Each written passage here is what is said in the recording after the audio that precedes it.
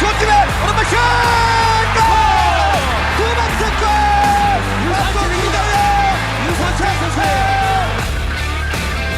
Young Joe with the cross. Yes! And it's the man who missed the penalty who scores the winner. What a story! And Chong Hwan.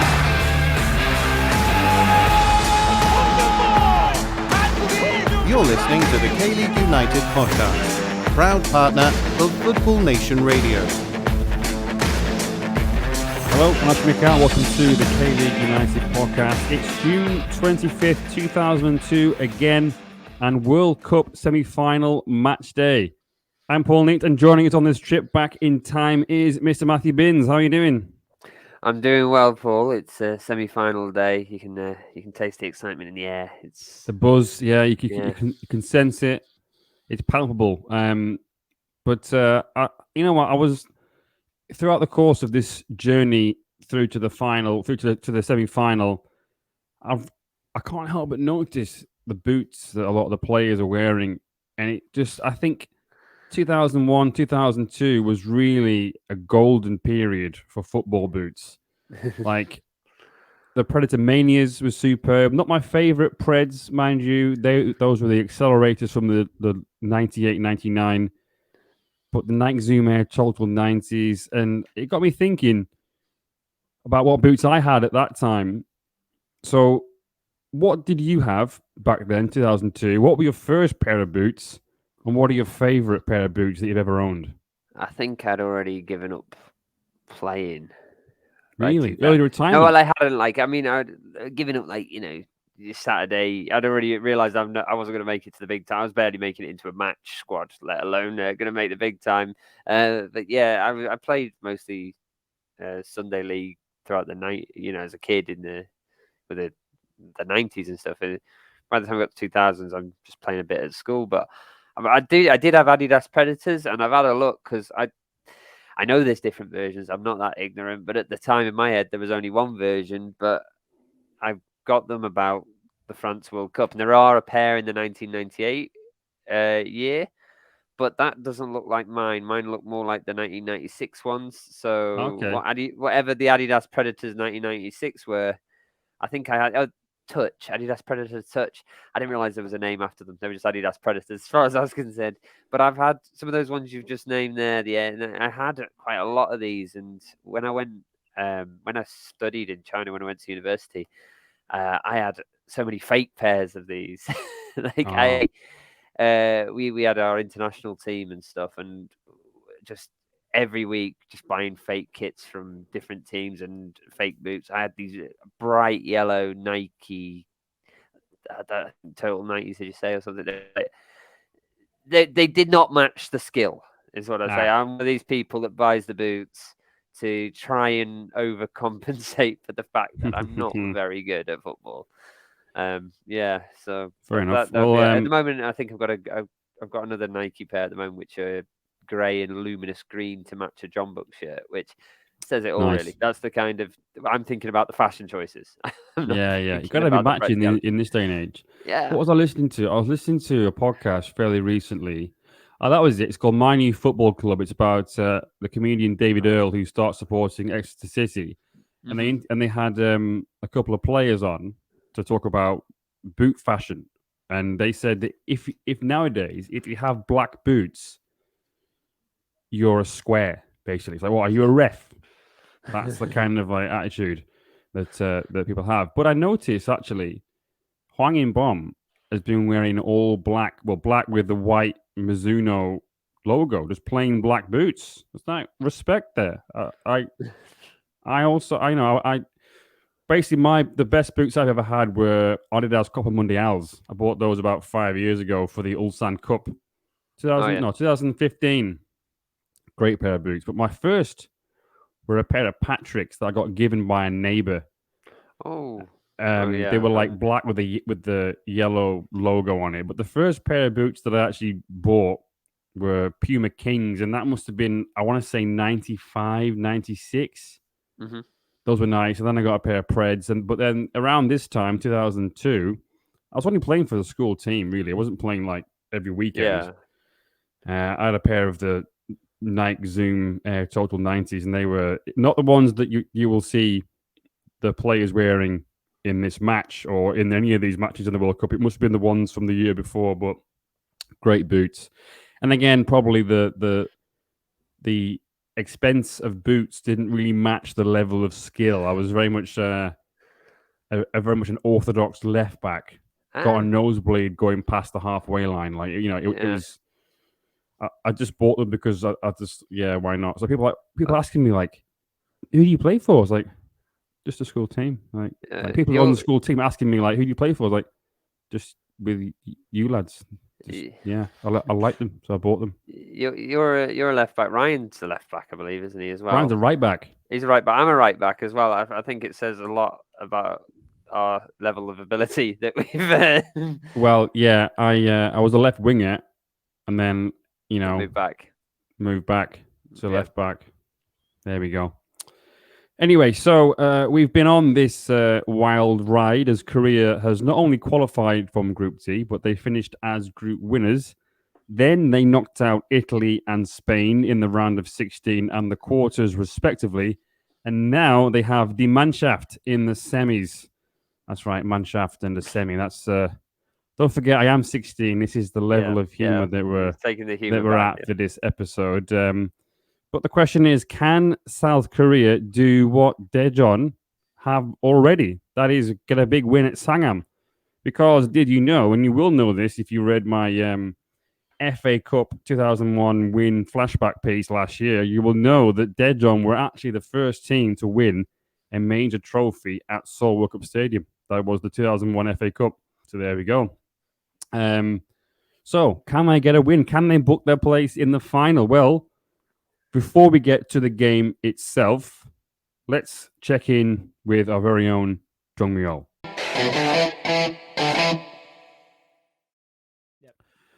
All right, Muyeol, we are back into the future. It is 2022, but it's the day we're looking back, obviously, at the Germany game, the semi-final. We've asked you the same question every single time, but what were your expectations from this game? Did you start to believe at this point maybe we could go on and reach the final or even win the World Cup? Well, yeah, of course we thought we could, and so did I, to be honest. But because we have beaten Italy, Spain in this run, and why not Germany? Because Germany was winning by a narrow win in the tournament, mostly 1-0. So I thought just we could hold Germany until the second half. We might actually pull off a biggest upset in this game. So, however, I still expected the possibility is very, very low and slim. Yeah, fair enough. Where did you watch this game? Well, I watched it at home, disappointingly. Yeah. It was hosted in Seoul, so too far away for like a 15-year-old boy. Yeah. And did they have like a fan park thing in Daegu with the big screen? Yes, we did. Yeah, but you didn't want to go to that. You wanted to watch it at home. Well, yes, I watched it at home because it was late night kickoff. Yeah. Was it a midweek game? Pardon? Was it like a weekday game? Yes, I think so. I think it was. Okay. I remember watching the game coming back from the school. So. Okay. Yeah. Fair enough. Well, obviously, this we've talked about this before. How Guus Hiddink didn't really make that many changes to his team. It was the same for this game, only 2 changes. Some of them are a bit surprising. Maybe Chadu restarted. Lee Chon-soo finally got a start after how well he's performed coming on as a sub. What were your thoughts on the team selection? Just 2 changes from the team that played against Spain in the previous round. Well, I think it was much needed. We need more fresh foot up front because we played 2 extra time against Italy and Spain. So I think playing Chaduri and Lee Chon-soo up front, I think that was spot on, to be honest. And other than that, in the midfield and at the back, I think we didn't have enough options. So I think overall, it's pretty good selection, to be honest. Okay, fair enough. Well, Muyeol, we'll catch up with you after the game. Hopefully, it's a good result for South Korea. We'll see you soon. Fans, we want to hear from you. You're encouraged to email KLU at info@kleagueunited.com or tweet at KLeagueUnited with any questions, comments or reactions. Or ask directly during one of our live shows. All right, welcome back. Well, that was what Muyeol thought heading into this very, very big game. But the team news is out. I do believe that the Germany squad will start with that first. It's a 4-4-2 diamond by Rudi Völler, and it's Oliver Kahn in goal, who's captain, number 1. 22, Torsten Frings. 5, Carsten Ramelow. Number 2, Thomas Linke. 21, Christoph Metzelder. 19, Bernd Schneider. Number 8, Dietmar Hamann. 13, Mikel Ballack. 17, Marco Bode. 11, Miroslav Klose. And number 7, Oliver Neuville. So 2 personnel changes and a slight shift in formation for Germany from their win over the USA in the quarters. Christian Ziege out at left wing-back. Bode is in. And then Sebastian Kehl is out at centre-back. And in comes Ramelow. Bins, what about the Korea team? I believe the Korea team is also out. Yeah, they are in a 3-4-3 diamond. Number 1, Ian J in net. Number 4, Tae-jin Chul. Number 20, and captain Hong Myeon-bo. Number 7, Kim Tae-young. Number 22, Song Tong-guk. Number 6, Yu Sang-chul. Number 21, Park Ji-sung. Number 10, Lee Yong-pyo. Number 16, Cha Do-ri. Number 18, Hwang Sung-hong. And number 14, Lee Jun-soo. So a couple of changes there. German-born Cha Do-ri, he's got his first start of the World Cup. He starts on the right wing with Lee Chun-soo on the left. It's first start for him as well. Hwang Sung-hong is obviously the main striker there. It's a big call by Hiddink to leave Sol Ki-hyun and An Jung-hwan out at the starting 11. Yeah. Are you surprised by those changes? I am, to be honest. I am. I do think Muyeol brought up a good point in the previous podcast about the level of fitness, though. Yeah. This Korea squad hasn't really changed throughout all of these games. So I wonder whether that played into Guus Hiddink's plans. They've just come through extra time and penalties with Spain. They just had extra time, or a good chunk of extra time, against Italy. Yeah. The squad hasn't really changed as well much through this. And, it's good to keep these players as impact as well in some ways. So yeah. Actually, yeah, An Jung-hwan has shown before that he can come off the bench and make an impact. So maybe he'll do that again. Well, the teams are out on the pitch, I believe. Let's go over then to Seoul World Cup Stadium. It's Korea versus Germany, the 2002 World Cup semi-final.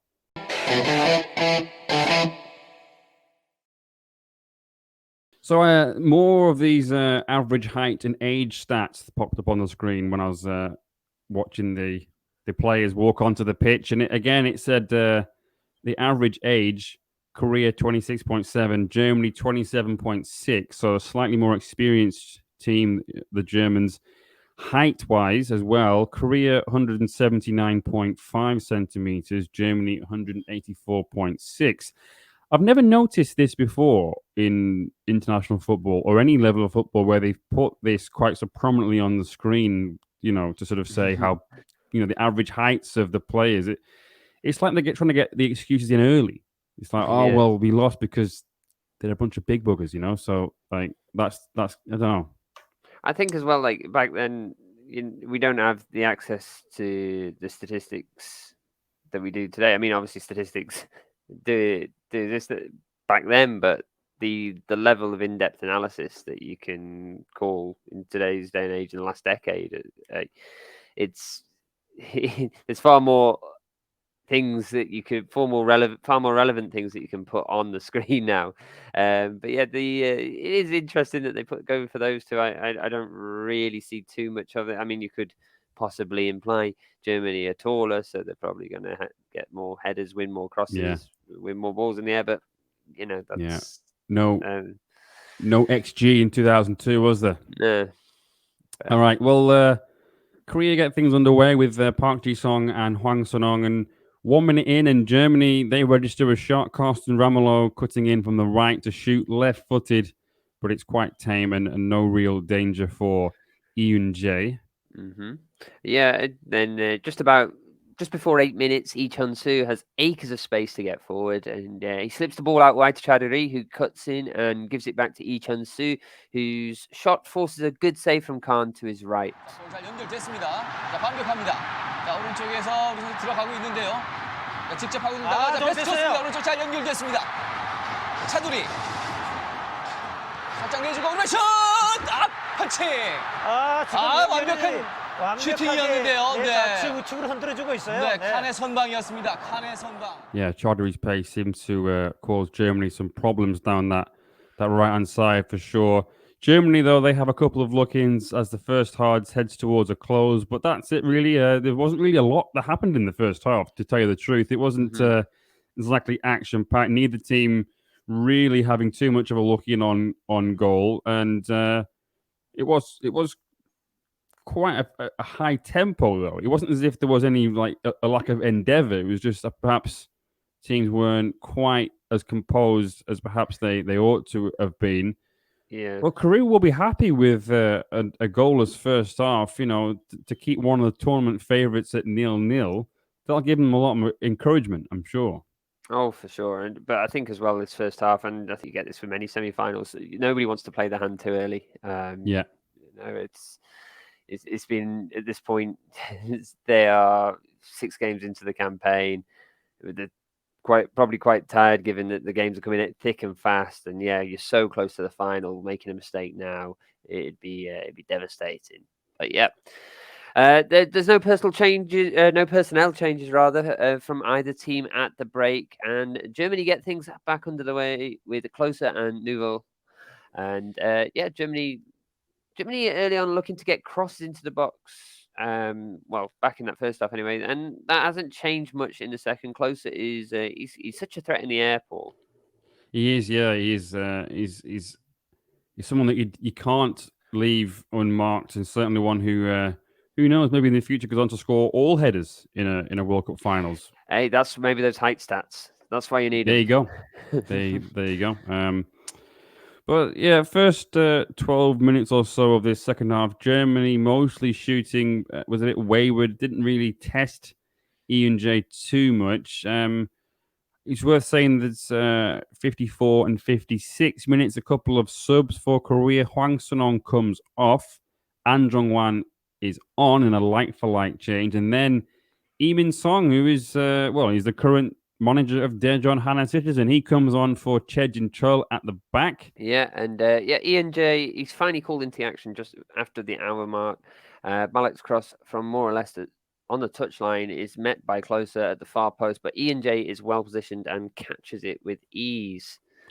Yeah, and then just a minute later, Korea finally make it into Germany's box. Results in a wayward An Jung-hwan shot, though. 직접 정면 치고 들어가서 아주 붙였습니다. 방향 바꾸고 돌아서질 못합니다. 자, 계속해서 공격을 치고 있는 한국. 자, 이건 슛!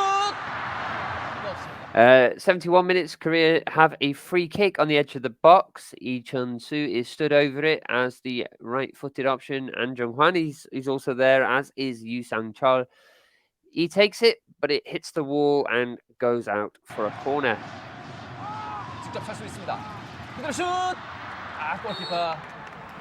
Yeah, nothing happens from that resulting corner either, but unfortunately, there's a goal. And it's gone to Germany. It's Michael Ballack who has found the back of the net. Germany get themselves in behind in something of a 1-on-2 situation. Neuville running at Lee Min-sung, who forces him wide, but he can't stop the cutback. It's slightly behind Oliver Bierhoff, who came on as a sub, but Michael Ballack is there. His initial shot is saved by Yoon Jae, but he tucks away the follow-up, and it's 1-0 to Germany. 자, 이런 건 조심해야 됩니다. 자, 오른쪽 빠르게 치고 들어갑니다. 자, 노이빌레. 자, 이민성이 그 앞에서 막고 있습니다. 한 번에 당하면 안 됩니다. 자, 두 선수가 따라가면서 뒤쪽으로 연결. 자, 위험합니다. 슛! 골키퍼 슛! 골이 됐습니다. 골.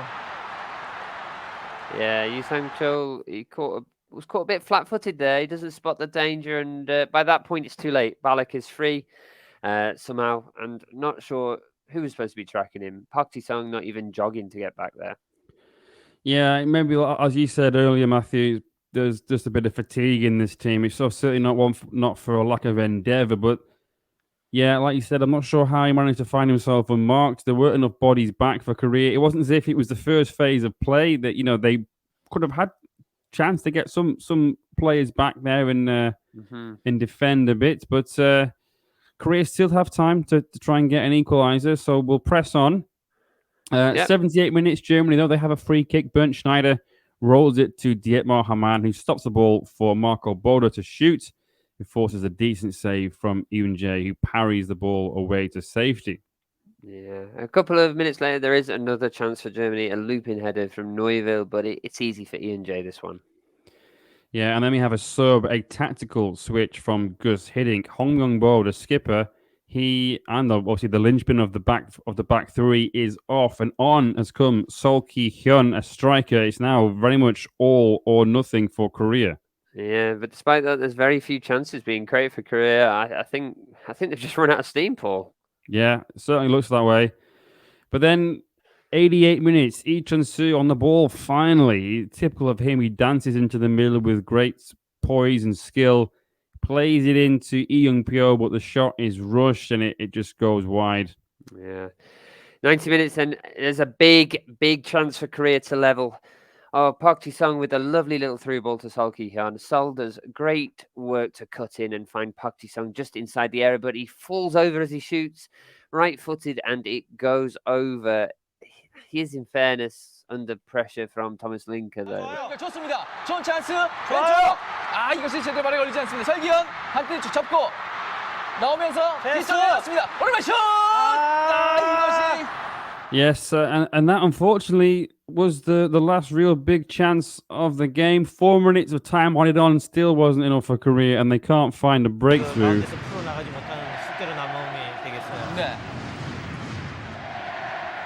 And the journey ends here. Germany are through to the final. Well, let's check back in with Muyeol to see what his reaction was to this, frankly, very valiant effort from South Korea against Germany, and of course throughout the whole tournament.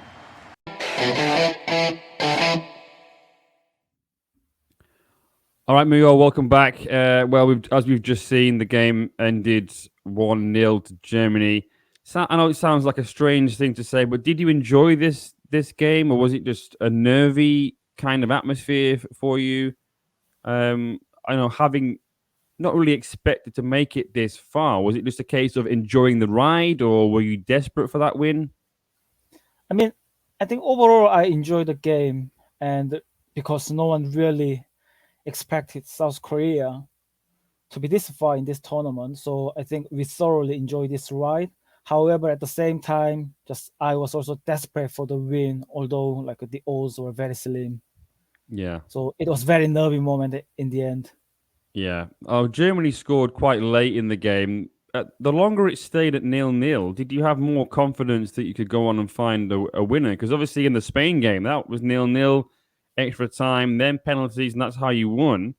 Did you start to feel, as the longer the game went on, that we can do this?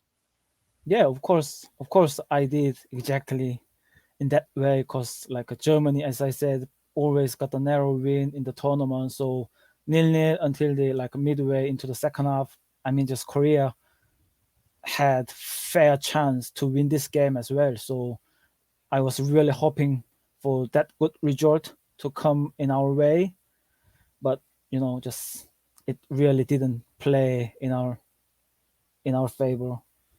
Yeah, the goal was a bit unfortunate as well. It was Lee Min-sung, who hadn't played at all really until this point. He couldn't really close down, I think it was Neuville. The ball comes into the box and then it's slightly behind Oliver Bierhoff, but Balak is there. Hong Young-bo doesn't really know what's going on. But one thing that I noticed was that nobody was rushing to get back. Park Ji-sung was kind of slowly walking back. Do you think that was just because of fatigue? The players were really tired at this point? Yeah, I think so. I think we genuinely running on the film until this moment. Just we played 2 extra time and then penalty shootout. So I think just player, they were really fatigued at this stage of time. So you talked about some chances that Korea might have had. What were the standout moments for you? What was the sort of the biggest opportunity that Korea had, do you think, in this game to try and score? Well, I think the biggest chance for South Korea came very early in the first half on 7 minutes, like a Chaduri. He got the ball on the right and he just find Lee Chun-soo on the run inside the box, and Lee Chun-soo fired the curling effort, but however, just like Oliver Kahn pulled off superb save. Yeah, he's one of the world's. I thought that was gone in. Yeah, I mean, me too. And he Oliver Kahn at the time was probably the best goalkeeper in the world, certainly one of them. Yeah, great save, unlucky. Okay. How did you feel afterwards, after this game? Well, I remember feeling slightly gutted after the final whistle went, as I think we played really well until we conceded a goal, and we could have actually scored one in the first half, actually. So at the same time, I felt incredibly proud of the team and the players for what they have achieved and the joys and the excitement they brought us together. So they literally gave everything on the pitch, and we couldn't have asked more. I mean, yeah, it's been a hell of a journey, and it kind of ends there, but not really, because obviously there is a 3rd and 4th place playoff game to look forward to. We'll catch up for you for that one instead then. Yes, I will see you in Daegu. Yes, see you down in Daegu. Okay, time to take a short break now, and when we come back, we'll go over some of our standout players from this Korea squad and perhaps some unsung heroes. Don't go away. FNR is a revolutionary football-dedicated digital platform, the first of its kind in Australia. It provides a 24/7 live online radio platform experience, podcast hub, and acts as a content provider for TV, radio, and digital. Having reached millions of listeners and football fans since launching, FNR is accessible worldwide via its website or app, providing a platform to discuss, debate, and celebrate the world game. We are your voice of football, FNR Football Nation Radio. All right, welcome back to the K-League United podcast. Time now for us to choose one or two of our standout players from this Korea squad and perhaps some unsung heroes. So, Binz, I'll let you go first. Obviously, there's a lot of big stars in this team. Mm-hmm. There are some big names, some that are managing in K-League at the moment, for example. Some that are obviously quite obvious. Hong Young-bo he's made the most appearances for South Korea. I think he's, the joint leading caps for the country. So he's an obvious choice. But are there any that you were kind of surprised by, or some that were unsung heroes, maybe? Yeah, there was. I mean, as you said, this squad, so many of these names are in popular culture in Korea. Their legacy is kind of continued. They're either still in football and they've gone on into the entertainment industry, but you can't kind of shy away from their faces in a way. But for me, and it's mainly because I don't. Maybe it doesn't get talked about much in international circles. I'd imagine it gets talked quite a lot about in Korean circles. But goalkeeper Ian Jae, Yeah. I think maybe because of his relevance in K-League, a lot gets made of Lee Byung-ji, and rightly so. Lee Byung-ji and Ian Jae coming into this provided quite the headache for Guus Hiddink in terms of who to choose.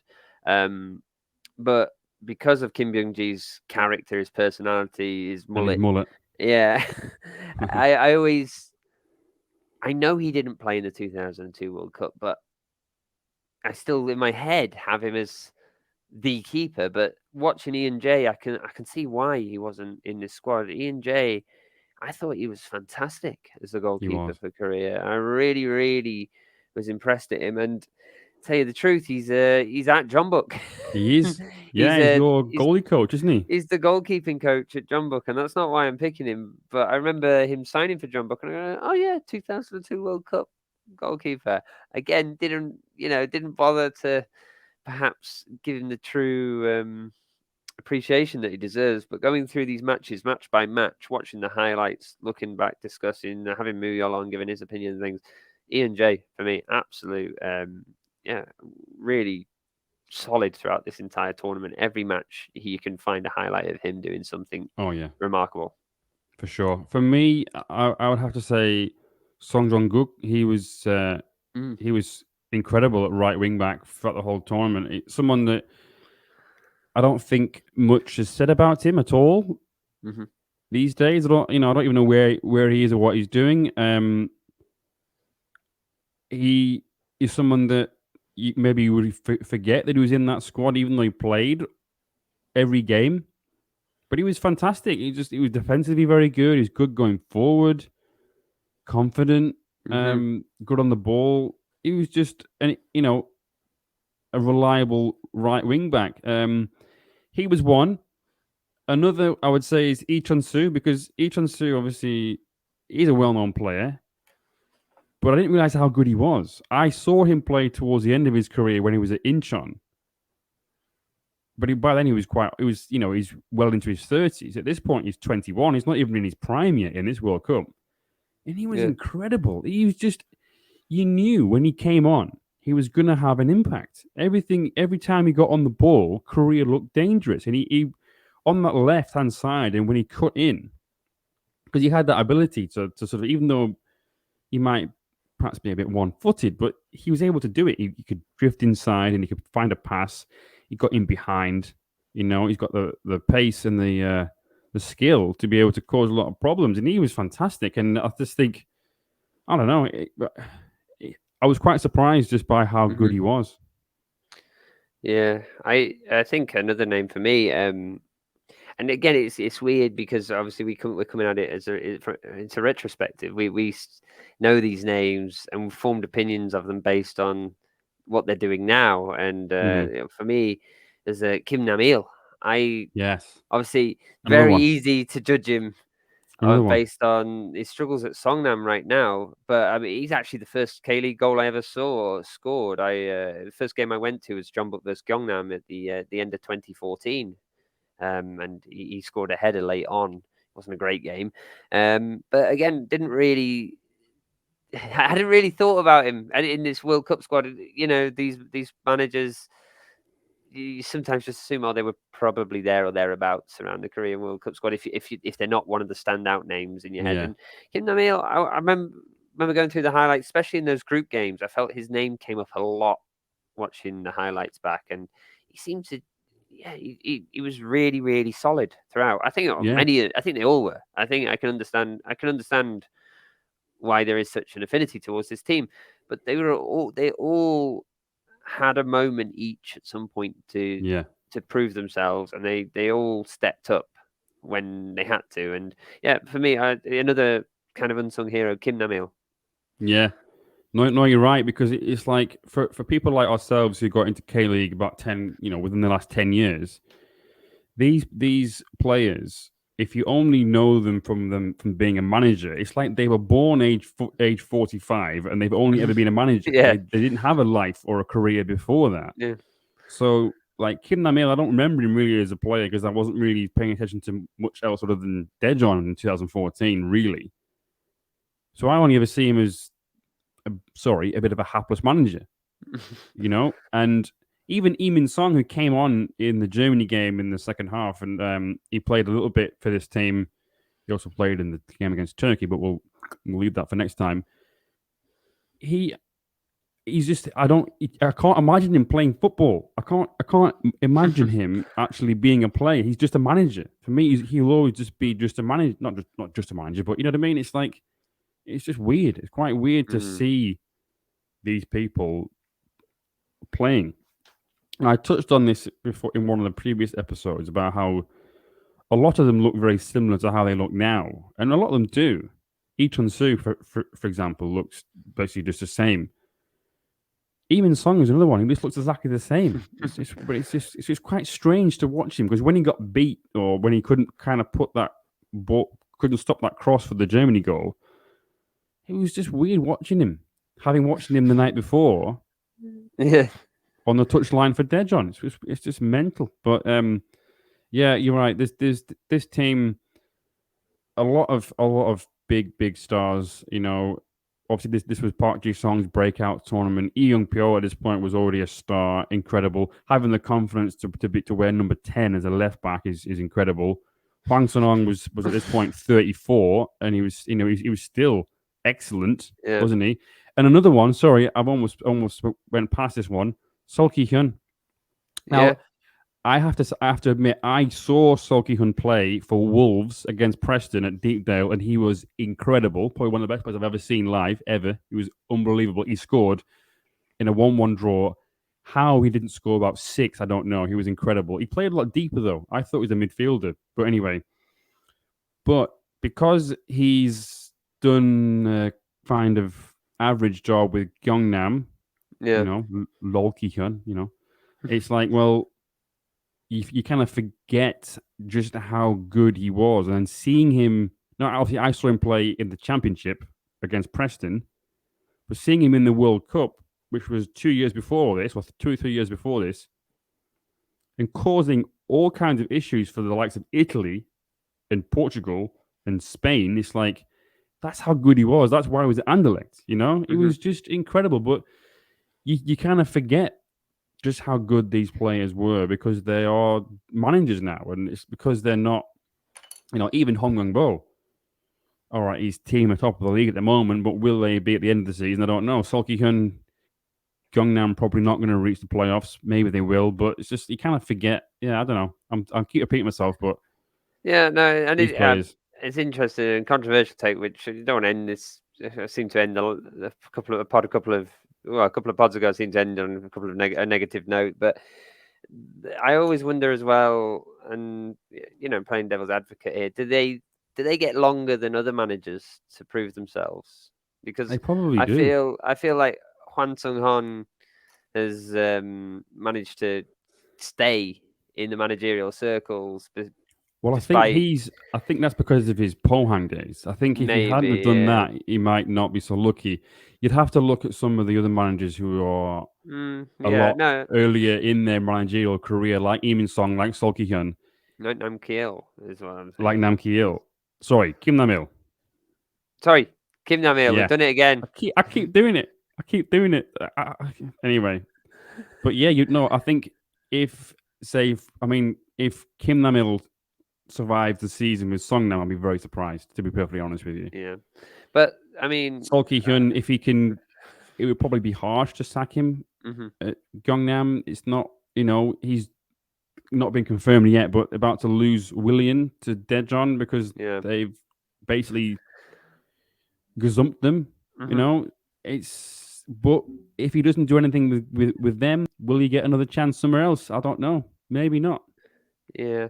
But he will, but because this is the K-League, it's a merry-go-round, isn't it, of managers? But will he get a big job? Will he have to go down to like K3, for example? I don't know. Indeed. But yeah, I mean, just going back to 2002 and back to the squad, though, I mean, despite what they're doing now... I've loved this. It's been great to watch this. And look and see the stadiums full when they were new. Yeah. And full. All the memories that we've had in some of these stadiums, like for me, obviously with Daejeon, it's like they haven't happened yet because this stadium was new.